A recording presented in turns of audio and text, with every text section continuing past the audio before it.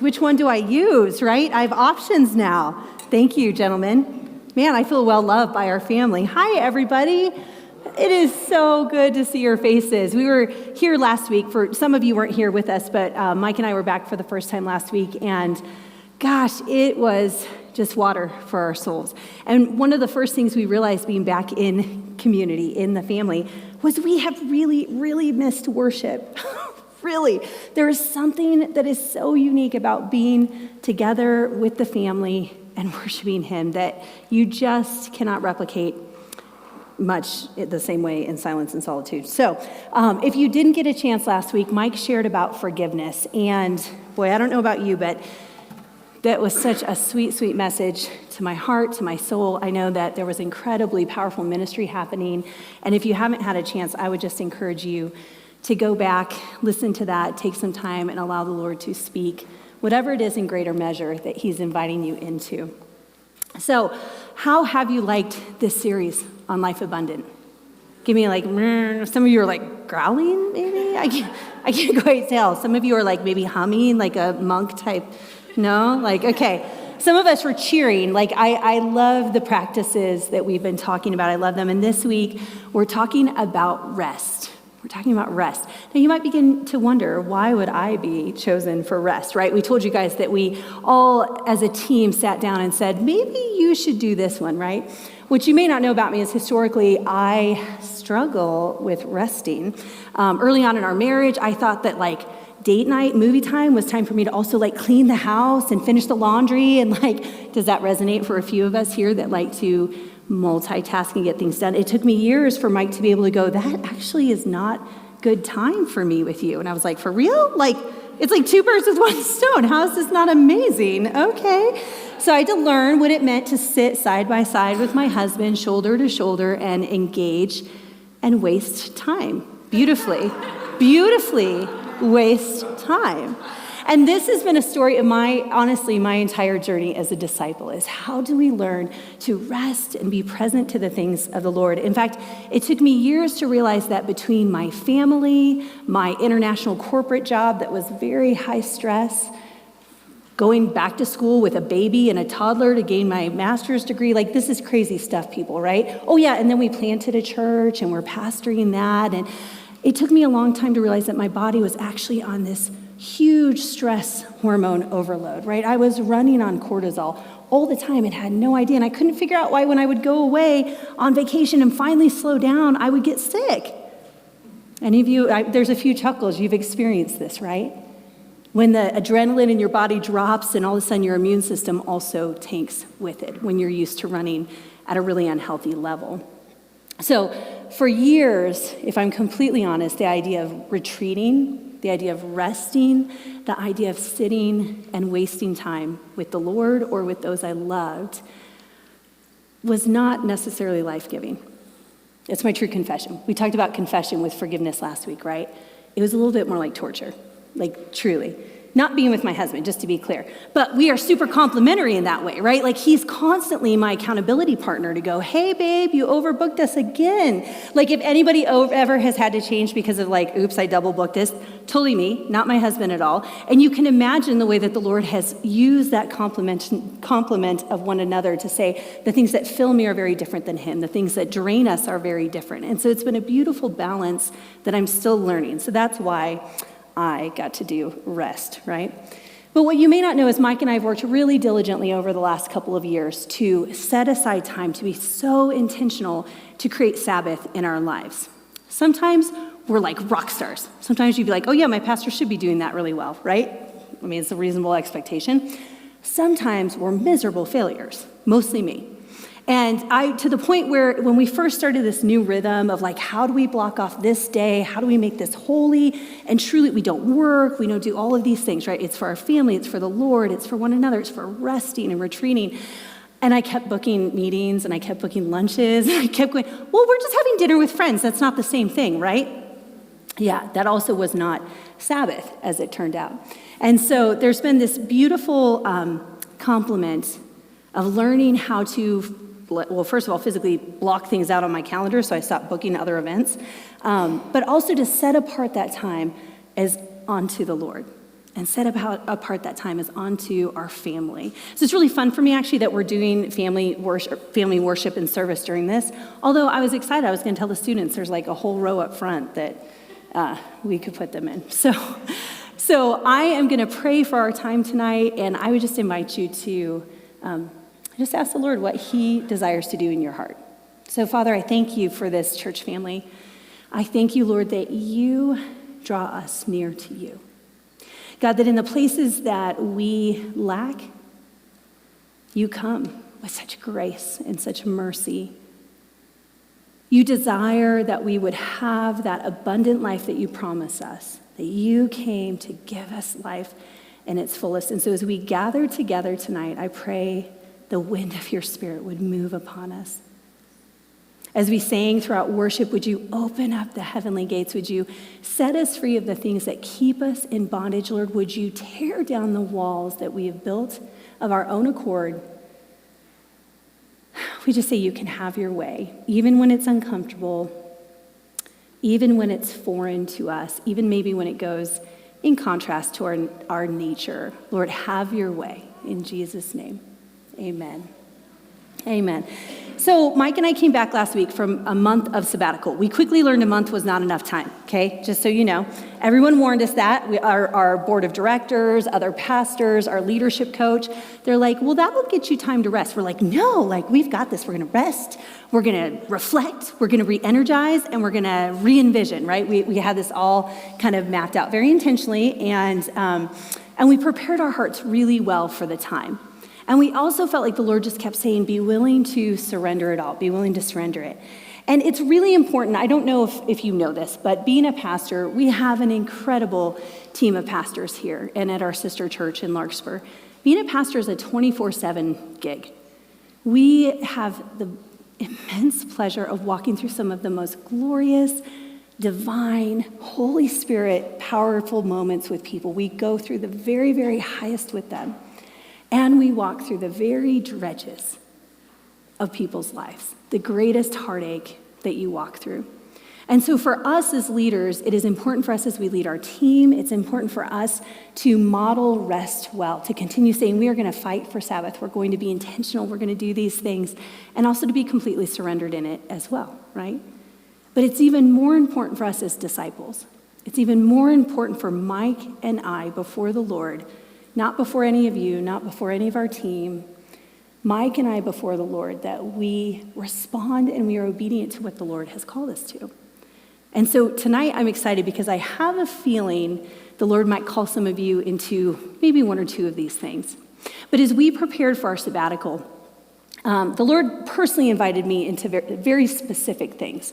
And so I'm just going to share a few of them real quick just to kind of give you a little context around our time. But I felt really challenged by the Lord to completely dial in. That the word he kept giving me was about being present, being completely present and available to what he wanted to do. I was to abstain from working, which meant putting aside everything that I love, the people I love, the movement of his Spirit, like just seeing God do his thing in the kingdom. I love it. And it meant I wasn't to respond to emails or to text messages. Some of you are still waiting for me to respond, and I apologize, it's probably not going to happen from my time away, so you might want to just resend that email.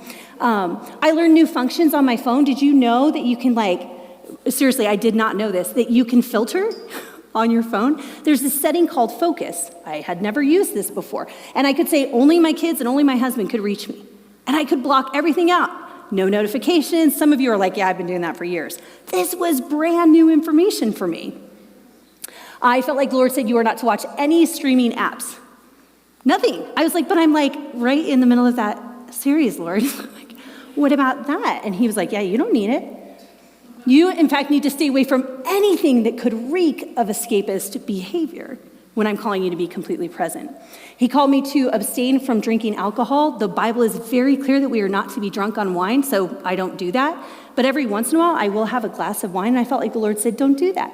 Be present, completely present to the movement of his Spirit. I was to refrain from all social media. No Insta, no Facebook, no nothing. No online presence at all. I didn't read the blogs that I typically do. I didn't engage with other people's thoughts on leadership. I didn't do any of it. Completely offline.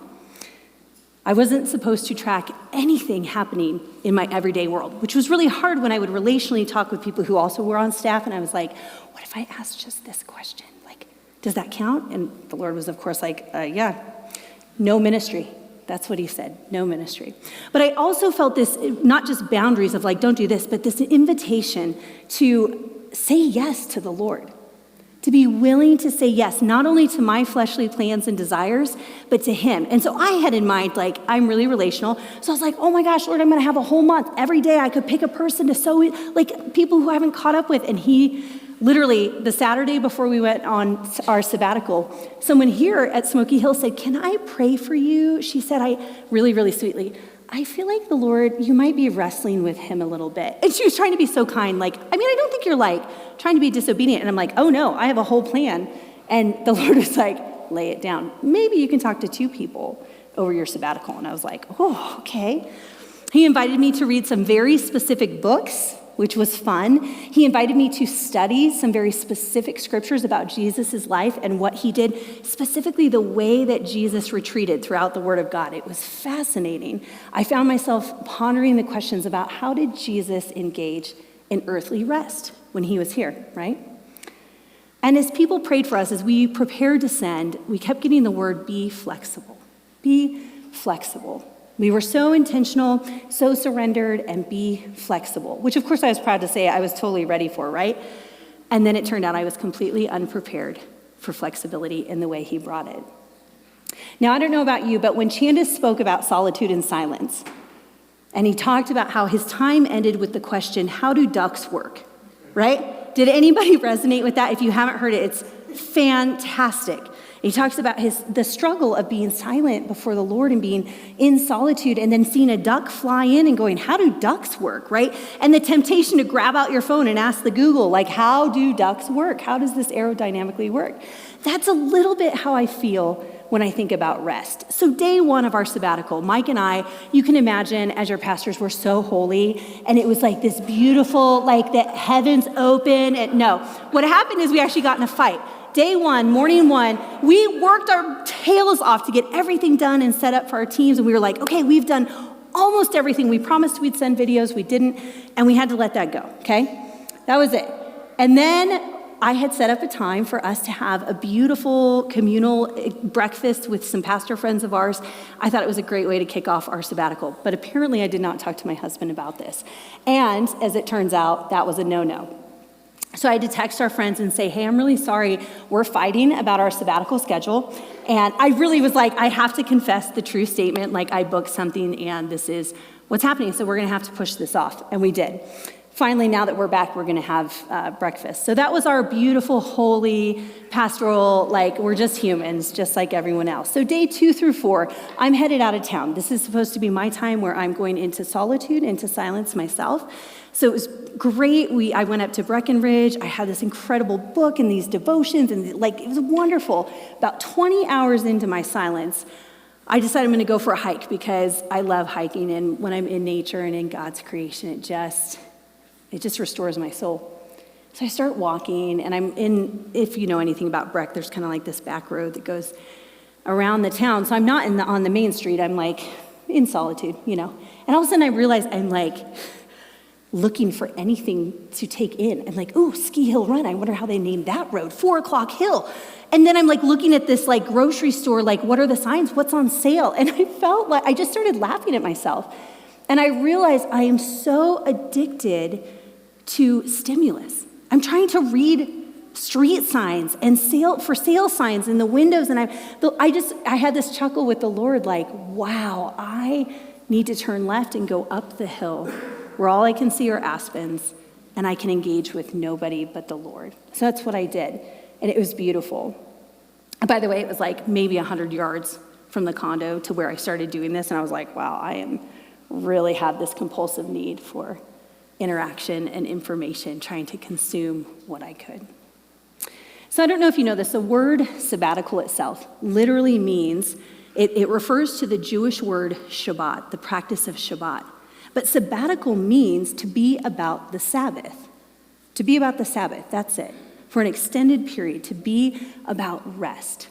So according to the Torah, if you have any Jewish kind of history or understanding at all, of course we know Jesus came into a Jewish culture and brought the Messiah. He was the Messiah, right? So there's nothing to fear when we look at historical Christian practices or things like Jewish practices, because this is literally what Jesus and his disciples would have been steeped in their day. So according to the Torah, Shabbat, it commemorates the day.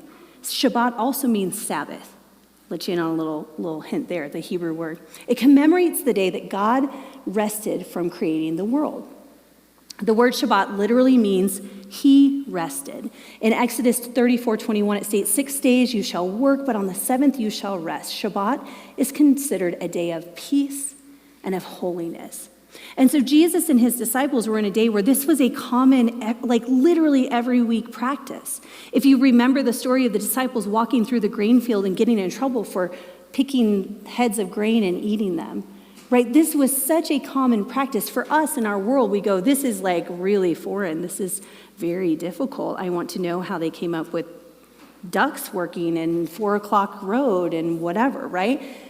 But the Torah, the Pentateuch, the first 5 books of the Old Testament, Genesis, Exodus, Leviticus, Numbers, and Deuteronomy, when we look at the Jewish faith, they're observing a day of rest in order to remember what the Lord himself did. He created and then he rested. 6 days he worked and 1 day he rested, right? So this is typically for Shabbat, it will begin on Friday afternoons, or evenings at sunset, and will go until Saturday at sunset. A lot of times it's commemorated by or kicked off by lighting a candle to remember God's presence with us. And it's a time for family and community. It's a time for worship and going to the synagogue. And there's some different rules based off of Orthodox versus Reformed Jews. Can you drive? Can you cook? All of these different things. But here's what I find, what I love. When I think about this Jewish practice of Shabbat and this direction from the Lord for Sabbath, these are the same 10 commandments that we live in, right? The very beginning of our Judeo-Christian faith stems back to what the Lord himself said, one of which was, work 6 days, and on the seventh you should rest, right? So I'm just gonna, real quick, in case you've forgotten, and I mean, I haven't been here for like a month, so I wanna make sure you guys remember there are some things that the Lord himself gave to his people to say, you will be my people, this is how I want you to live, right? So the 10 commandments, there's some really clear ones that are like, you shall not, ready? Murder, steal, give false testimony about your neighbor, have no other gods before him, commit adultery, want anything of your neighbors, ox, donkey, house, car, condo, RV, well, I don't know, go on and on and on, or misuse the name of the Lord. These are all pretty straightforward, and the commandments themselves are just like, hey, you should not do this. Pretty straightforward, right? Then there's also you should honor your mother and your father. If you do this, there's a promise tied to it. You will live long in the land that the Lord is giving to you. So there's a should. And then there's 2 really long commandments. Have you looked recently at the 10 commandments? It's kind of funny because you go, okay, these are all pretty self-explanatory. They're pretty straightforward, and God makes them straightforward in his commandments. And then he starts talking about images made in the form of anything. You shall not make for yourself an image in the form of anything in heaven above or on the earth, beneath or in the waters below. You shall not bow down to them or worship them, for I, the Lord, your God, am a jealous God, meaning he longs for our hearts and wants them to be solely his. Punishing the children for the sins of the parents to the 3rd and 4th generation of those who hate me, and showing love to 1,000 generations of those who love me and keep my commandments. Now this, I think we needed a little bit more meat around this one, because I think that God knew we are a people prone to idolatry. We are a people prone to take good things and make them ultimate things in our lives. To allow things that are good gifts from the Lord to become our replacement and kind of needle their way in front of our commitment to God. And he says this is actually a really, really big deal, not in a good sort of way, right? The next commandment, the last one that we see that's really big, is this idea around Sabbath. Remember the Sabbath day by keeping it holy. 6 days you shall labor, do all your work, but the 7th day is a Sabbath to the Lord your God. On it you shall not do any work, neither you, your family, those who work for you, your animals, any foreigners that are working in your town. For in 6 days the Lord himself made the heavens and the earth, the sea and all that is in them, but he rested on the seventh day. Therefore, the Lord blessed the Sabbath day and made it holy. So obviously just saying, hey, rest for a day wasn't enough. I think God knows that we are also people prone to restlessness and to striving. And I think he knew in those two places we would need a little more meat around the commandments. So the Sabbath is to be a day that is kept holy, that is set apart as unto the Lord, that is sanctified. Now, the Bible Project, we love to show Bible Project videos. They did not have a video that I could find around this, but Candace found this great article that they had, and it inquires, what is the Sabbath, and should Christians practice it? And it's a really good article, so you can very quickly go, literally, I think, type Bible Project Sabbath question and find it. And they go on to explain that there are two main words when we look in the Hebrew about Sabbath. The first is Shabbat, which we've already talked about. And this really literally means, in the original language, stop working. So if you remember like your first job when you had a time clock and you would like stick your card in and then it punched the time and then you left and your job was done. You just stopped. You were done. There was no more to be done, right? That's what that word Shabbat means, that wherever it has come, you stop. You stop working. And then the second word is actually, I'm not sure that I will pronounce it well. It's Nuakh. So you can in your head imagine what that sounds like. But this word is paired, every time that Shabbat is shared, it's paired and it means to settle or to dwell. And this is not the same as clocking out and saying, okay, my work is done. This is actually more reminiscent of sitting in front of a fireplace in communion with someone that you love, a warm and cozy relational presence alongside one another. And these are the two words that are used. And we see that God did a thing. If we remember that some of us can be people prone to restlessness, I'll just speak for me, and striving, we see that as God explains that we should make a day that is set apart for him and holy, it says that God did a thing. He blessed the day. He set it aside as holy. He modeled it, he called us to it, and he invites us in. Our response to that is the stop, and then he does this thing where he settles on us. He dwells with us. It's really, really beautiful. So many times I think people look at the 10 Commandments and they go, man, this Christianity is just about a bunch of rules or things we should do or shouldn't do, or, God, this is so exhausting, right? And honestly, there's a lot of Christians out there that present the gospel that way. But when I look at the commandments, I look at the way that God introduced them. In Exodus 20, verse 2, before he gives a single one, he says, I am the Lord your God who brought you out of Egypt, out of the land of slavery. These commandments were given to us for freedom's sake, for our benefit. He invites us into freedom. He says, you are no longer bound to the whim of someone else. You are no longer, as my kids, you are set free from bondage. You now have the spaciousness to rest an entire day. Though Jesus and his disciples were surrounded by this practice, when God gave this commandment, this was brand new information. And maybe for some of us in our own discipleship journey, this is brand new information. The commandments were given to remind us we are no longer slaves, destined to work tirelessly at the hands of others. Dearly loved children, saints, we are invited into something different.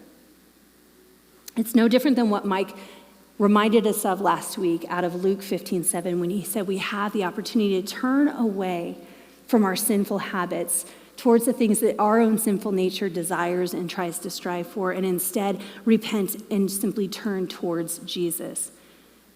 It's the same thing with the idea of rest. So some of you might be thinking, how do you even do that? How do you even do that in our modern world? Like, we have 5 kids. It's a lot. There are a lot of schedules. There are a lot of things that we're constantly doing. We pastor 2 churches. Like, there's a lot of things, right? How do you do that? And I know we are not unusual in this room. I know your lives are just as stretched as ours are. How is it even possible to set apart an entire day? Does that question resonate for anybody? Yeah, amen. John Mark Comer, in his preaching on the ways of Jesus, he has this great series on sabbatical and on Sabbath. And he says, we have more information at our fingertips than anyone in history. Yet with all this progress, we are ominously dissatisfied. And bowing at these sacred altars of hyperactivity, progress, and technological compulsivity, say that 5 times fast, technological compulsivity, our souls increasingly pant for meaning and value and truth as they wither away. Exhausted, frazzled, displeased, always on edge. The result is a hollow culture, in Paul's words, ever learning but never able to come to the knowledge of truth. Do any of you feel hyperactive? Do any of you feel consumed to produce or make progress? Do any of you feel exhausted, frazzled, displeased, always on edge? Nothing like setting aside a month of time to let everything that you're on edge about, I mean, it just like catapults to the surface. And a day too. Are you compulsively addicted to your technology? Do you know there's actually a term for phantom ringing in your, if you don't have your phone on you and you think you're feeling something vibrate in your pocket, there's like a psychological term for that now. I mean, this is crazy. Are you ever learning and never coming to knowledge of the truth? So Ruth Haley Barton, in her book, she has a brand new book that is fantastic. If you take any note tonight, it would be write down the title of this book. It's called Embracing Rhythms of Work and Rest. Ruth Haley Barton. It's brand new. We actually happened to get a copy of this book as a pre-release right before we went on sabbatical, which felt like the Lord going, hey, how about this book? It was really good. But she asked this question. She says, what does Sabbath actually form in us? What does it form in us? Not only as individuals, but as communities of faith. What are we freed for? Okay, so back to my experience of sabbatical time, right? It's been like stellar so far. I'm trying to cram in like signs, and Mike and I are fighting, and does this make anyone else feel comfortable? Okay, so day 6, we are preparing for some much anticipated time alone. Mike and I are heading up. We're gonna go celebrate his birthday weekend alone. We're leaving our kids. We're like, peace out, family.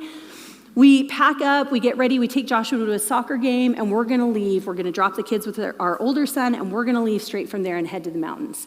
So I drop them off at the soccer field. I go to pick up my mom at her apartment because that way she doesn't have to figure out how to drive there and where she's going, whatever. While we're at the apartment, my mom falls and she breaks her femur. Yes, and so this much anticipated and needed time away all of a sudden becomes consumed by a potentially life-threatening injury for my elderly mom. What was supposed to be really great ended up being a day followed by a call to 911, an ambulance ride, a hospital evaluation. Can we do the surgery now? Do we have to wait an emergent surgery that happened first thing the next morning? Learning a whole new reality of senior care and resources and management and I thought we had our estate in place, and I found there were some very big holes. And then we move into some very intense post-surgical days in the hospital, and then moving into a skilled rehab facility and getting her set into not just rehab, but what do we do for long-term care for someone who is almost 80 and non-weight bearing for probably 4 months. This is not what I expected sabbatical week 1 to look like, right? This was a bit of a surprise. So this is what I'm learning in my own journey of Sabbath. It's what the Lord has been growing in me over the years. It's what he's intensified over the last month. But that time where I was faced with, I have to be present, and the Lord has set this apart and called me to be present. How do I do both? How do I enter into these things? And what I want us as a church family, when we consider what as a faith community, that question, what does Sabbath build in us? What are we freed for? Here are just a couple notes I want to challenge you with. The first is that Sabbath and rest are worth fighting for. In that moment, I did have responsibilities as a daughter that I had to attend to, and yet the Lord kept reaching out his hand. How will you fight for the right things of my kingdom? How will you honor your mother? How will you also honor me? Sabbath and rest, these things of life abundant, not just rest, community, prayer, fasting, all of these rhythms and disciplines and things that we've talked about are worth fighting for. It's a good fight. Not only is Sabbath worth fighting for, but asking for help is transformative. It's transformative. So in the midst of this, I realized I cannot be fully present to both. So I was present for the time as the executor I was needed to be, and then I called in people to help. I had to call my brother. I had to call my sister. I had to call on friends. I had to say, I cannot do this alone, and also step into the gift of what has been given to us to set this apart as holy unto the Lord. And I'll tell you what, I learned things about my family in the midst of this trauma. Sometimes in trauma, we learn really difficult things about our family. Sometimes we learn really beautiful things. So I got to see my brother and my sister in a new way and a new type of relationship with my mom and with us. It was incredible watching them say yes to me as well in my asking. I learned new and very difficult things about myself in this journey. I learned that my own need to respond as a helper and be needed, like the Lord brought that right to the surface to go, let's talk about that. Let's spend some time over your sabbatical dealing with that and how that's balanced with asking for your own needs to be met and putting the Lord first. In fact, it took me like pretty much the entire month of processing going, I've been really good about Sabbath. Like I've been really trying. And realizing, but it's not giving me everything that I need. Actually, maybe I'm not as great at it as I thought. I'm way better than when I couldn't even sit and watch a movie, but there's still a lot of growth to come, right? And so we had this really fascinating, right as we're wrapping up the very last week of our sabbatical, I sat my family down and I said, look, I am really trying to figure out how to do this better. I'm realizing there are things in my rest that are not very restful, that I'm kind of accepting as enough of a retreat, and they're not. I don't know how to do this. I don't know how to do this in our family. I don't know how to do this with you being online kids, being remote. I don't know how to do this with, just kind of laid it all out there. I really don't know how to do this differently, but I do feel like the Lord is challenging me to something new. And my family came up with these cool ideas, like this ownership. All of a sudden, my 11-year-old and my 14-year-old are going, what if we tried this? What if we tried this one week, and then the next week we tried this? And what if we, and they just started saying things. I'm like, well, I would never have thought of that. That's fascinating. So we're trying those things now. We're trying those things as a family. And there's ownership and there's actually accountability, right? Nothing like having your 11-year-old go, Mom, why do you have your phone on this day? And I was like, well, actually, I have to reply to the assisted living place. And, there's some legitimate things. Then he's like, okay, are you going to put your phone down after that? And I'm like, yes, I am. I sure am. And if I wasn't, for sure I am now, right? You bet. Inviting them into my journey makes Sabbath accessible to my kids. It changes even the way that our family looks at, I'm not just unavailable. This is time set apart that we all have chosen to try some new things. And my hope is that long after I'm gone, that there are practices and things in our family that will outlive us for generations to come, right? So Sabbath is worth fighting for. Asking for help is transformative. And God had to remind me during this time that his design for rest is good and it is cumulative.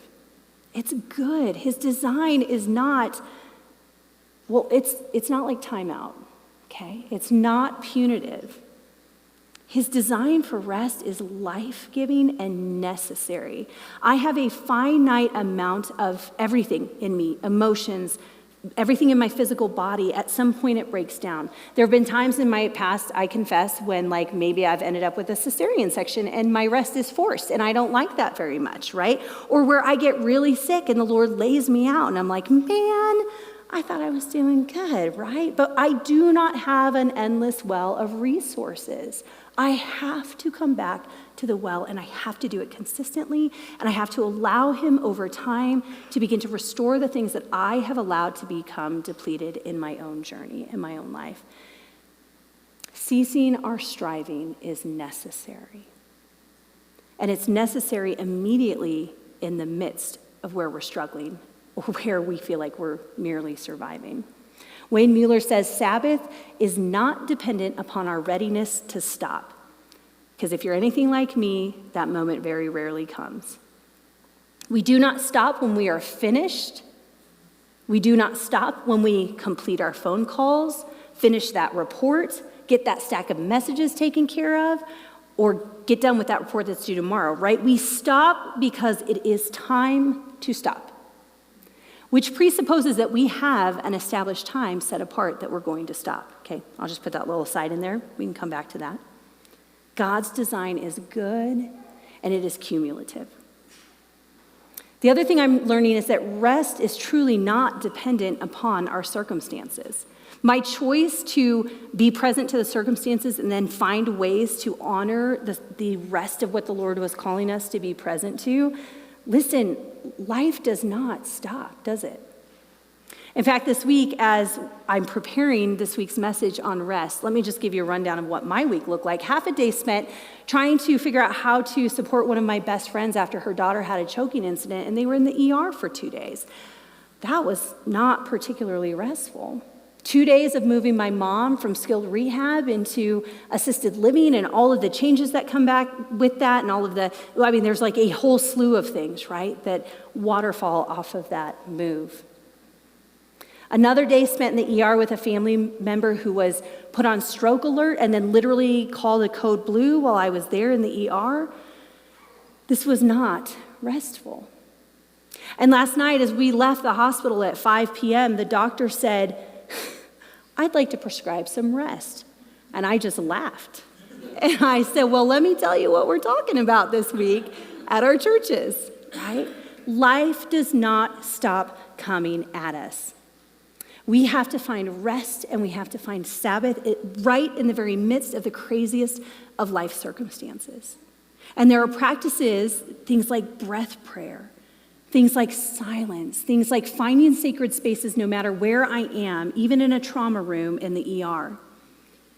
There are places where we have to make choices to say, Lord, draw near to me right now. No matter how crazy our circumstances are, rest does not come when everything stops. Here's the other piece that I kind of started with in this message, but this is one of the things about when I think of Shabbat, and I think about the Jewish traditions that orient the entire week around this day set apart as holy unto the Lord. Rest reorients our life.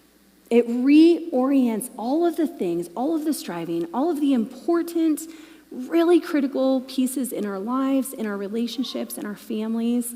It reorients everything into a proper alignment, first and foremost before the Lord. It stops everything else and reorients us in a very similar manner as the Jewish tradition was intended to. We have to practice what we preach. Okay, I'm going to warn you though, these things don't come easily and they don't always feel good. Okay? Can I get an amen from anyone besides me? Okay, thank you. Reverend Dr. Phaedra Blocker says there's a great difference between being alone and being lonely. Loneliness is a symptom that we have not been able, for whatever reason, to create the ongoing relational connections that humans need in order to flourish. Being able to be alone, however, is a sign that we are grounded enough in our beings and in our being, right? That we can release ourselves from connection with others for a time without fear or a sense of loss. That's one of the reasons that the spiritual practice of solitude is so essential. So whether we're talking about resting with others, and Phaedra is actually a woman that I know who has walked this beautiful journey of being single, and she specifically in this case is talking about the way that whether you're in a family or you're single, how do we engage in Sabbath in a way that is for everyone? God designed it for everyone, without loneliness, without fear, without a sense of loss. Even if those are the experiences that might rise up, even if we get restless and all of our striving rises to the surface, or we go, I can't sit more than 3 minutes and think about how ducks work. So my offer to you is to begin to think about how Sabbath as an invitation from the Lord could look for you directly in the craziest of your circumstances in all of the responsibilities that you have with every single relationship and person that hangs off of you. What could that invitation look like in your life? Remember, it's not timeout. It's not punishment. It's about relational depth with the Lord and the ones that you love in pursuit of him and in pursuit of renewal. In case we get confused or try to write off the fact that, wasn't that like an Old Testament practice? Like you're talking about the Torah and the Pentateuch? Like, come on. How does that relate to my life today? I just want to remind you, in the New Testament, we see in Hebrews 4, 1 and 9 through 11, this reminder. Therefore, since the promise of entering his rest still stands, the promise of entering his rest still stands. Let us be careful that none of you be found to have fallen short of it. There remains then a Sabbath rest for the people of God. For anyone who enters God's rest also rests from his own work, just as God did from his. Let us, therefore, make every effort to enter that rest. This is not an outdated Old Testament, I don't have to touch this commandment from the Lord. This is a reminder that Sabbath rest is available for us, his people, today. Now, understanding that means we must have this kind of precursory knowledge and self-awareness to say, what is rest to me? If you don't know what rest is for you, this is going to be even more difficult than the adventure otherwise could be, than the invitation could otherwise be. And I'm not talking about escapist behavior. I'm not talking about I'm just going to zone out on my device. I'm just going to do some games. I'm just going to go watch a show, for example, on one of my streaming services. I'm not going to whatever. Insert for you what escapist behavior looks like. When you're the most fed up, when you're the most exhausted, when you're the most frazzled and on edge, where do you tend to go? That's not what rest is. And I feel like the extended time that we got in this thing of being about the Sabbath reminded me of places where I was accepting, well, that's good enough. And it's not. It's not good enough. It's not the best of what God has for me. Here's my question. Where are those places? What are those things that absolutely at the very depth of who you are allow you to come to life? What are the things that bring you joy and delight and refreshment? When I think about that in my own life, I think about places like when I've been hiking certain places and I go, oh, I found that one little spot and everything else just faded away. And I came back different. I came back refreshed and renewed. Where can you pull back and create space or enter into space that reminds you how thankful you are for the people that you live life with? Where you make space enough to go, they aren't just annoying me because they're so different than me. I really like these people. I'm so thankful they're in my life. Where's that space? Where's that place that you can unplug and get there? Now, do not, as you're considering this question, confuse entertainment or distraction with rest.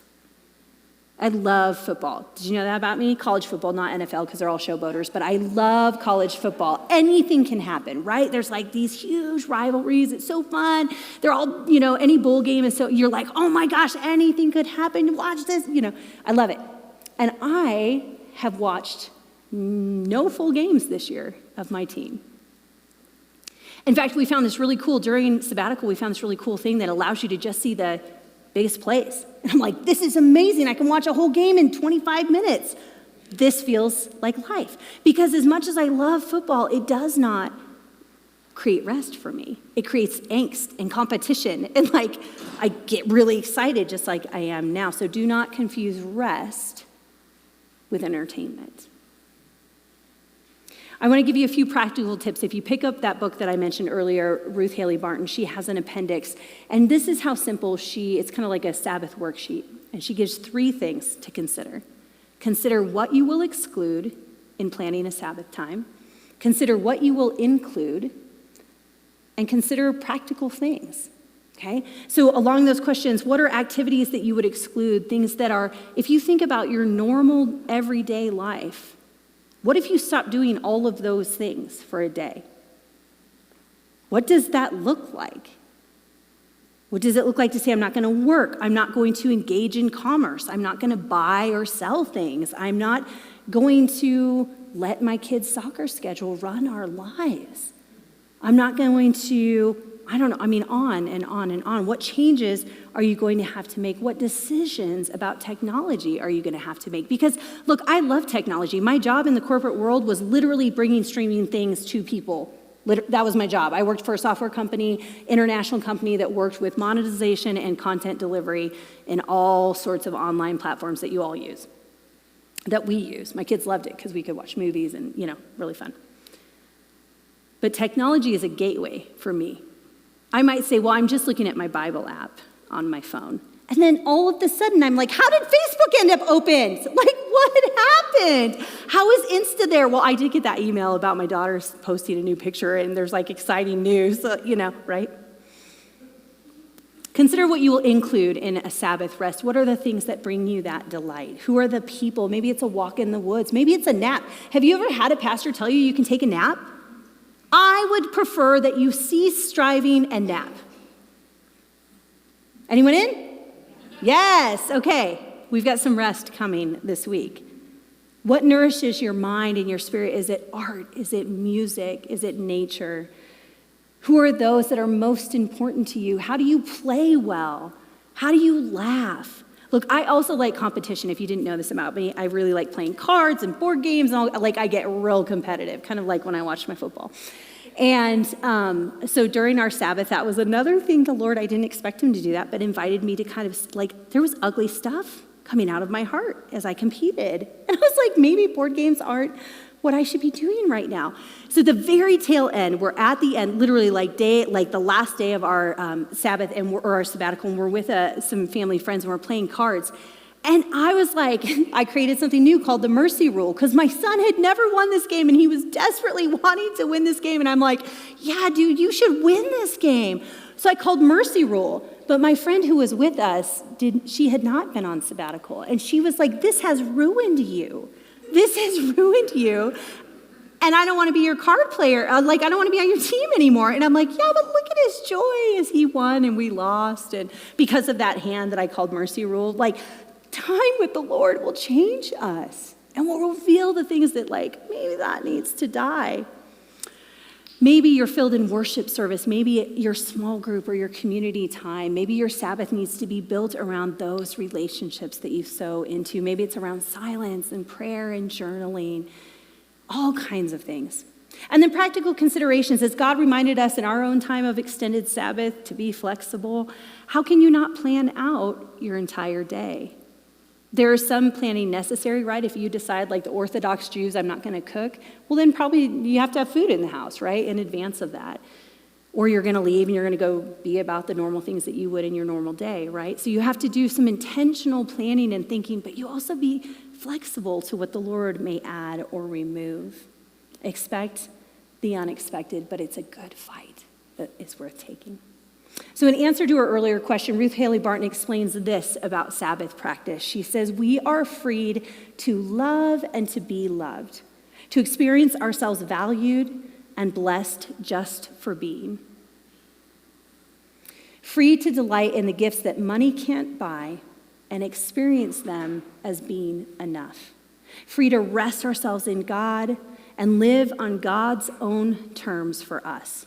Most of us don't know what to do with that much freedom. It can be quite life-changing. In illustration, she shares this story of Sister Madonna Boudère, and she is nicknamed the Iron Nun. Okay, she was a Catholic nun, and she was quoted as sharing a word of encouragement to a gathering of triathletes at the Ironman Canada. This was back in 2006. Why she's called the Iron Nun is because she also is a really highly accomplished woman as a triathlete, and in her 80s was still winning these races. Of course, maybe she was the only one at 8. I don't know. Maybe she was the only one in her age group. But either way, this is what the Iron Nun has to say.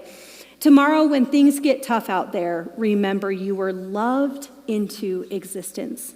If you get discouraged and you want to quit, if you get injured and can't finish, if things don't go the way you hope, even though you have trained for this day for months, or even years, even then, remember, you were loved into existence. She wanted to remind this group of dedicated athletes, these performers, that the most important thing of all, the most true thing about them, was that before they accomplished or did not, before they performed at all, that the very thing that was true about Jesus was true about them. They were loved into existence before they did a single thing. The Lord looked upon his son and said, "This is my son, this is my daughter. With you I am well pleased." This was before Jesus had done a single miracle, a single thing. So here's my last challenge, as if you're not like, I want to leave already, okay? 2 more things as we consider entering into Sabbath rest. I've shared before I'm doing this 2+ year learning cohort, this transforming community, and I go once a quarter away to Chicago. And for 3 days, Sunday through Tuesday, we are completely offline. Now, when I started this 2 years ago, I was like, don't even bring my laptop? Like, what about my iPad? Well, I have to bring my phone because I have to have a boarding pass for the plane, right? Like, that I have to have. You shut it off and you go. So like the first time we were like, well, maybe I'll just wait until, okay, when do they tell us? Like Sunday night, like they tell us, like, okay. And then like I have to get on to print my boarding pass, right? Like I have to check in for my flight or I won't make it. And so then like I'll just briefly look at it Monday in order to check in for my flight Tuesday. And then, this is kind of the experience of going, oh my goodness, I am consumed with technology. 2 years later, I'm like, hey, I'm getting on the flight Sunday morning. I'm like, peace out, I'll talk to you Tuesday. Turn my phone off. And I've learned this beautiful freedom that comes from just being present to him and not allowing myself to be pulled in 18 million different things, to set aside time that goes. And even, I was like, but I do all of my Bible searching online, like having to bring a physical Bible, having to bring the books that I want to read, having to choose, how do I live differently in a world consumed with all the information and all of the input all the time? When's the last time you powered your device down, even for 5 hours? When's the last time you turned it off for an entire 24 hours?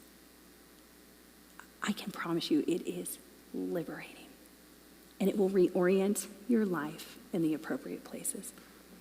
So my challenge is unplug from the world. Rest, power it down to rest. And if you are like, man, technology is not an issue for me, okay, I want you to read a couple books. Or maybe you're like, yeah, I might be totally compulsive about it. There's a few books that I'm just going to throw up pictures real quick. If any of them catch your eye, I will tell you most of these are not Christian. One of them is very much about one woman's own journey of discipleship and her exposure actually to Shabbat and how that changed her entire world. But other ones are just by like renowned scientists and people who are in the psychological world who are researching the impact of what things like being completely tied all the time to a device and to everybody in the world, what that does to our interpersonal communication, what that does to our ability to be present in the world. So the first one is called 24/6, and this is written by Tiffany Schlein. Now, I will tell you, as with any book besides the Bible, I'm not proposing that these are people who are speaking every word of God. So take the good and let the rest run away. Whenever you hear of a book we recommend or an author that we recommend. But 24/6, and this is the 24/6 is entitled The Power of Unplugging One Day a Week, 24/6. The next one I would recommend is Alone Together, Why We Expect More from Technology and Less from Each Other. This is by Shelley Turkle. She also has an interesting book around regaining conversation. If you haven't spent any time with students lately, this is a really good topic to consider. How do we regain the things that have been lost in our interpersonal communication? Sherry is an MIT technology and society professor and has some really interesting things about how great these tools are and how they're affecting us. The next one would be Eye Disorder. Eye Disorder by Larry Rosen, PhD. And this really talks about the way that our brains change, what actually happens in the way that we process information and our ability to relate to the world based off of our daily use of technology. New psychological disorders that have come up because of these beautiful and wonderful computers in our pockets, right? And the last one is Sabbath as resistance, saying no to the culture of now. This is by Walter Brueggemann.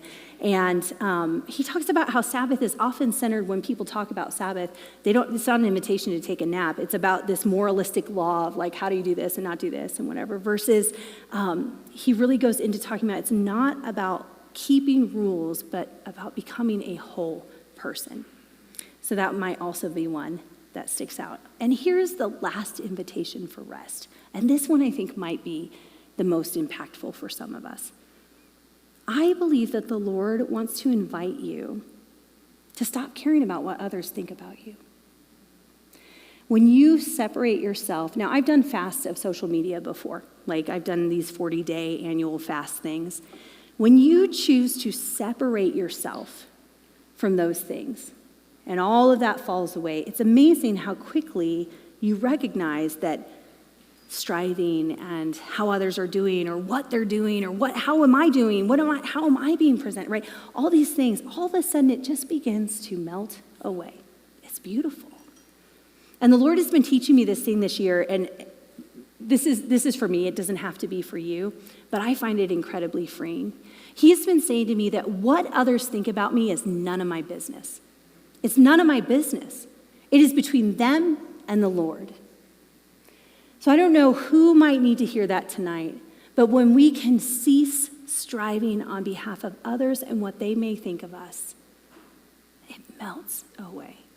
And I begin to care a lot more about the Lord who says, this is my daughter with whom I am well pleased, than I do about how someone feels about any number of things that I've done or haven't done, or on and on and on. Rest from the pressure of a world that's trying to tell you who you are. Rest. That is a divine invitation from the Lord.